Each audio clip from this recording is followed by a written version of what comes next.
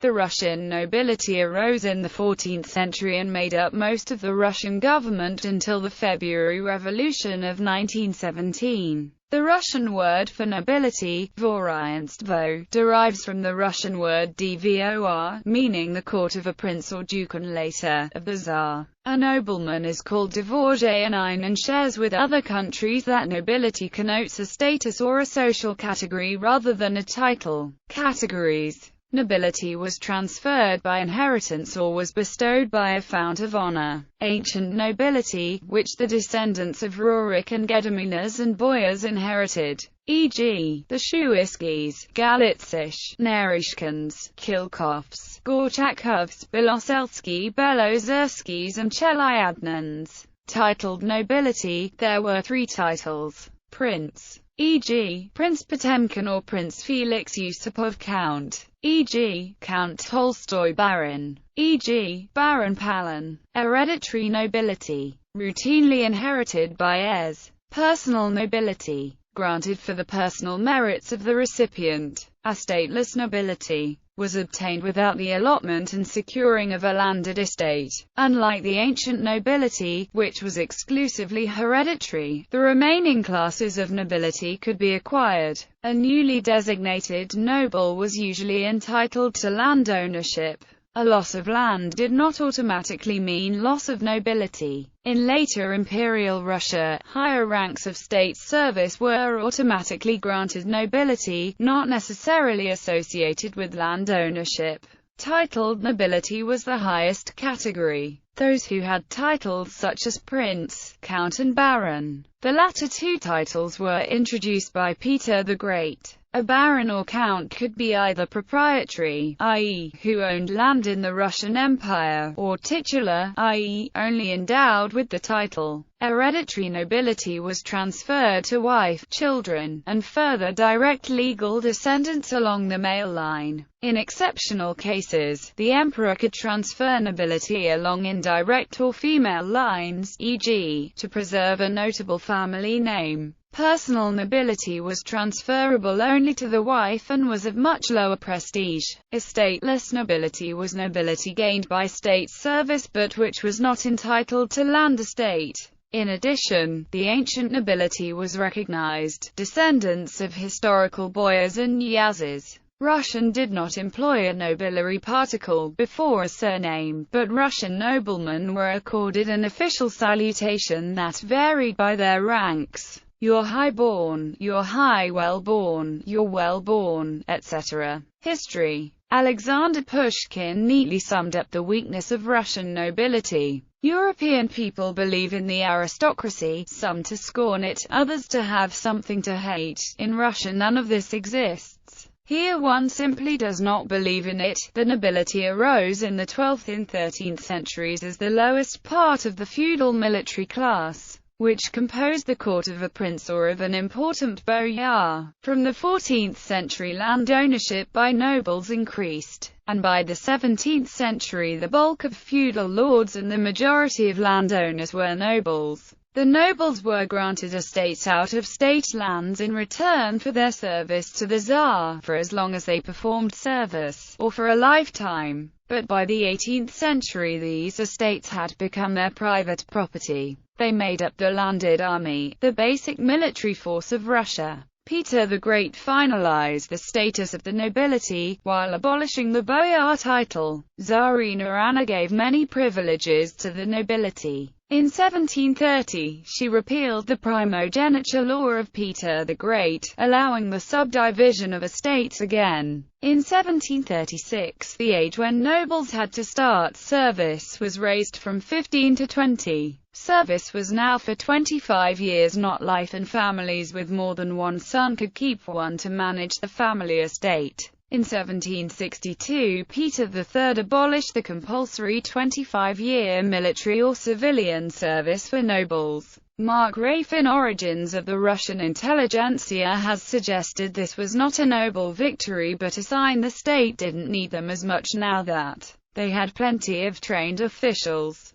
Catherine the Great gave away 66,000 serfs in 1762–72, 202,000 in 1773–93, and 100,000 in one day, the 18th of August 1795. Thus she was able to bind the nobility to her. From 1782, a kind of uniform was introduced for civilian nobles called Uniform of Civilian Service or simply Civilian Uniform. The uniform prescribed colors that depended on the territory. The uniform was required at the places of service, at the court, and at other important public places. The privileges of the nobility were fixed and were legally codified in 1785 in the Charter to the Gentry. The Charter introduced an organization of the nobility. Every province and district had an assembly of nobility. The chair of an assembly was called Province, District Marshal of Nobility. In 1831, Nicholas I restricted the assembly votes to those with over 100 serfs, leaving 21,916 voters. By 1805 the various ranks of the nobility had become confused, as is apparent in War and Peace. Here, we see counts who are wealthier and more important than princes. We see many noble families whose wealth has been dissipated, partly through lack of primogeniture and partly through extravagance and poor estate management. We see young noblemen serving in the army, but we see none who acquired new landed estates that way. Of Russia's nobles, 62.8% were Shalokta from the 9 Western Gubernii in 1858 and still 46.1% in 1897. Obrok or cash rent was most common in the north, while Bashchina or labor rent was found mainly in the southern Black Earth region. In the reign of Nicholas I, the latter brought 3 times the income of cash rent. In 1798, Ukrainian landlords were banned from selling serfs separately from land. In 1841, landless nobles were banned also. The nobility was too weak to oppose the emancipation reform of 1861. In 1858, 3 million serfs were held by 1,400 landlords, while 2 million by 79,000. In 1820, a fifth of the serfs were mortgaged, half by 1842. By 1859, a third of nobler estates and 2/3 of their serfs were mortgaged to noble banks or to the state. The nobility was also weakened by the scattering of their estates, lack of primogeniture and the high turnover and mobility from estate to estate. After the peasant reform of 1861, the economic position of the nobility weakened. The influence of the nobility was further reduced by the new law statutes of 1864, which repealed their right of electing law officer. The reform of the police in 1862 limited the landowner's authority locally, and the establishment of all estates-zemstvo local government did away with exclusive influence of nobility in local self-government. These changes occurred despite the nobles keeping nearly all the meadows and forests and having their debts paid by the state, while the ex-serfs paid 34% over the market price for the shrunken plots they kept. This figure was 90% in the northern regions, 20% in the Black Earth region, but 0% in the Polish provinces. In 1857, 6.79% of serfs were domestic, landless servants who stayed landless after 1861. Only Polish and Romanian domestic serfs got land. 90% of the serfs who got larger plots lived in the 8 ex-Polish provinces where the Tsar wanted to weaken the Shalokta. The other 10% lived in Astrakhan and in the barren north. In the whole empire, peasant land declined 4.1% to 13.3% outside the ex-Polish zone and 23.3% in the 16 Black Earth provinces. Georgia's serfs suffered the loss of 1/5 of their land in Tiflis province, 1/3 in Kutaisi province. These redemption payments were not abolished till January 1, 1907. The influx of New World grain caused a slump in grain prices, forcing the peasants to farm more land. At the same time, despite their efficiency, large peasant households split up.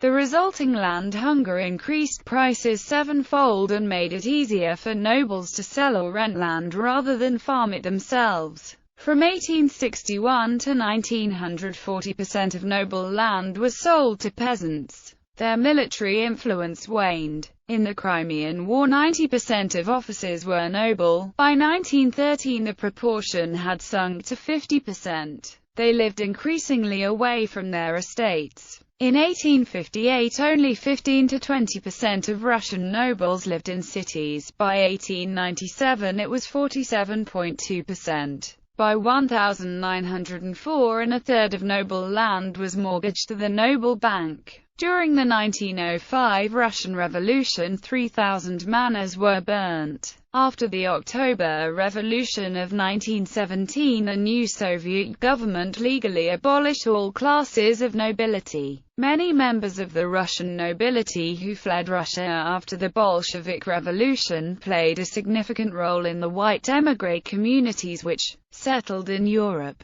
in North America, and in other parts of the world. In the 1920s and 1930s, several Russian nobility associations were established outside Russia, including groups in France, Belgium, and the United States. In New York, the Russian Nobility Association in America was founded in 1938. Since the collapse of the Soviet Union in 1991, interest among Russians in the role that the Russian nobility played in the historical and cultural development of Russia has grown. Acquisition of nobility. Nobility could be acquired by several means, including military service. Between 1722 and 1845, hereditary nobility was bestowed on long-serving military officers. Civil servants who attained the 8th rank of collegiate assessor, as well as any person who received any grade within an order of the Russian Empire. Between 1845 and 1856, hereditary nobility was bestowed for long service at the 5th rank of major and state councillor until all recipients of the Order of St. George, the Order of St. Vladimir, the Order of St. Anne, and the Order of St. Stanislaus. From 1856, hereditary nobility was given to those who rose to the 4th rank of colonel, captain of the 1st rank, and actual state councillor, as well as to all recipients of the Order of St. George, the Order of White Eagle, the Order of St. Vladimir, the Award, First Class, of the Order of St. Anne, and the Award, First Class, of the Order of St. Stanislaus. Later, automatic entitlement to the rank of hereditary nobility was further restricted. Only a recipient of the Award of First Class, of any order of Russian Empire, and the Order of St. Vladimir of the 3rd class, could become an hereditary noble. Those awarded lesser grades within the orders of Russian Empire, or receiving one of the lesser grades in the Order of St. Vladimir, might attain personal nobility. Privileges of the nobility. Russian nobility possessed the following privileges. The right to own estates populated with estate-tied serfs, including virtual ownership of the serfs who worked on the estates. Freedom from compulsory military service. The right to enter specially designated educational institutions. Freedom from corporal punishment. The right to bear and use a coat of arms, introduced by the end of the 17th century.